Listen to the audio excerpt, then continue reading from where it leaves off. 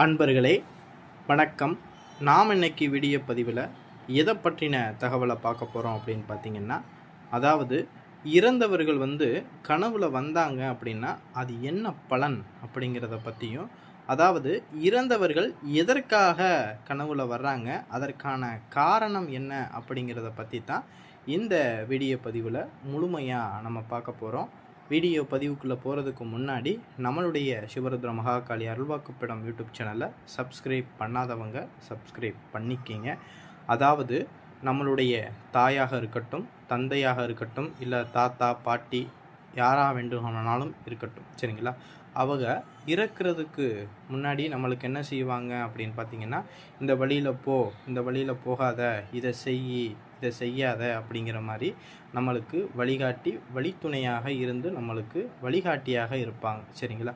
ஆனால் அவங்க இறந்து போயிட்டாங்க அப்படின்னா அவங்களுடைய ஆன்மா புண்ணிய ஆன்மாவாக இருந்துச்சு அப்படின்னா முக்காலத்தையுமே, அதாவது எதிர்காலத்தை உணரக்கூடிய சக்தி அந்த ஆன்மாவுக்கு இருக்கும். அதாவது தெய்வ அம்சம் பெற்று அந்த எதிர்காலத்தை உணரக்கூடிய சக்தி அந்த ஆன்மாவுக்கு கிடைக்கும். அதனால தான் இறந்தவர்கள் என்ன செய்கிறாங்கன்னா, தன்னுடைய குடும்பத்தை கெட்ட வழிகளில் இருந்து காப்பாற்றணும் அப்படிங்கிறதுக்காக இறந்தவர்கள் என்ன செய்வாங்கன்னா, கனவுல என்ன செய்வாங்கன்னா, நம்மளுக்கு இந்த வழியில் போ, இந்த வழியில் போகாத, இதை செய்யாத, இதை செஞ்சினா நீ உனக்கு ஆபத்து வருது அப்படிங்கிற மாதிரி கனவு ரீதியாக நம்மளுக்கு உணர்த்துவாங்க.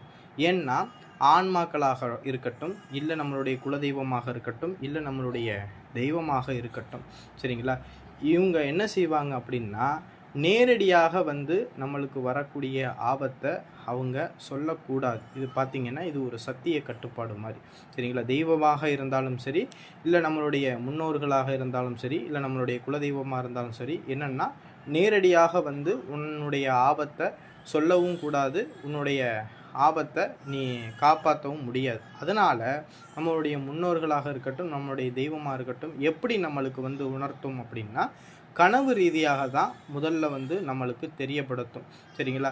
கனவு ரீதியாகவுமே பார்த்திங்கன்னா டைரெக்டாக நம்மளுக்கு இதுதான் நடக்க போகுது அப்படிங்கிற அந்த ரகசியத்தை சொல்லக்கூடாது. என்னென்னா இதுவும் தேவ ரகசியத்துக்கு கட்டுப்பட்டது, சத்தியத்துக்கு கட்டுப்பட்டது, சரிங்களா.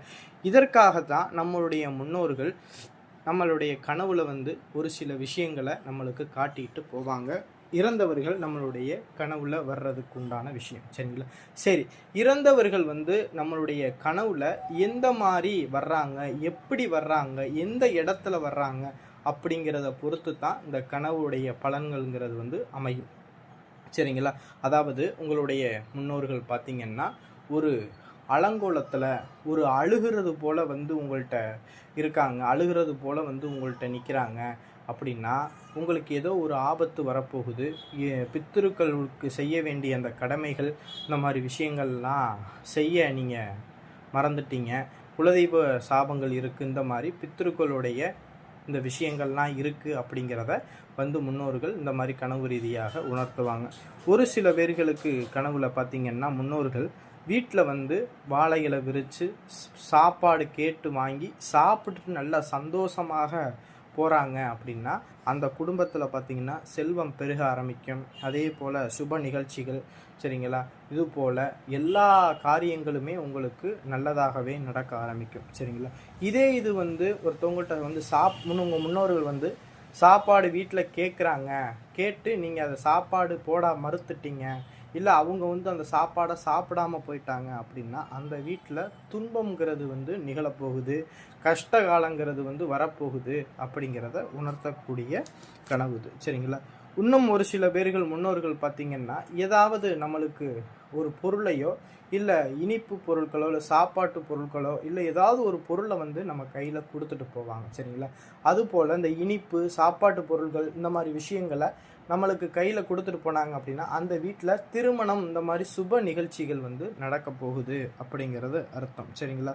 அதாவது இன்னும் ஒரு சில பேர்களுக்கு கனவுல பார்த்திங்கன்னா முன்னோர்கள் கிழிஞ்ச துணியில் அலங்கோலமாக, சரிங்களா, ரொம்பவும் பரிதாபமாக வீட்டு வாசலில் நிற்கிறது போலையும் இந்த மாதிரி கனவுகள் வந்துச்சு அப்படின்னா நம்ம வீட்டுகளில் பார்த்திங்கன்னா செய்வன இந்த மாதிரி ஏவல் பிரச்சனைகள் இருக்குது, முன்னோர்கள்னால வீட்டுக்குள்ளே வர முடியாத சூழ்நிலை, இருக்கிறதுனால தான் வீட்டு வாசல்லையே நிற்கிறது போல் கனவு வந்துச்சு அப்படின்னா தெய்வம் வீட்டுக்குள்ளே வர முடியல, அதே போல் முன்னோர்கள் உனக்கு உதவி செய்ய முடியல, அதற்கு உண்டான ஏதோ சக்தி இங்கே இருக்குது, அதை நீ சரி பண்ணிக்கோ அப்படிங்கிற மாதிரி நம்மளுக்கு வழிகாட்டுவாங்க. இது போல தான் முன்னோர்கள் நம்மளுக்கு என்ன செய்வாங்கன்னா கனவு ரீதியாக வழிகாட்டுவாங்க. எந்த ஒரு தெய்வமாக இருக்கட்டும், நம்மளுடைய முன்னோர்களாக இருக்கட்டும், என்னென்னா டைரெக்டாக வந்து உங்களுக்கு உதவி செய்ய முடியாது. அதனால தான் கனவு ரீதியாக நம்மளுக்கு நடக்கக்கூடிய விஷயங்களை நம்மளுக்கு உணர்த்திட்டு போவாங்க. அதை நம்ம புரிஞ்சு நம்ம வாழ்க்கையில் நம்ம அதை செயல்படுத்தி வந்தோம் அப்படின்னா எப்பேற்பட்ட கண்டத்தில் இருந்தும் நம்மளால் மீண்டு வர முடியும். சரிங்களா? இந்த மாதிரி பதிவுகள் உங்களுக்கு வேணும் அப்படின்னா நம்மளுடைய யூடியூப் சேனலை சப்ஸ்கிரைப் பண்ணாதவங்க சப்ஸ்கிரைப் பண்ணிக்கிங்க. நன்றி, வணக்கம்.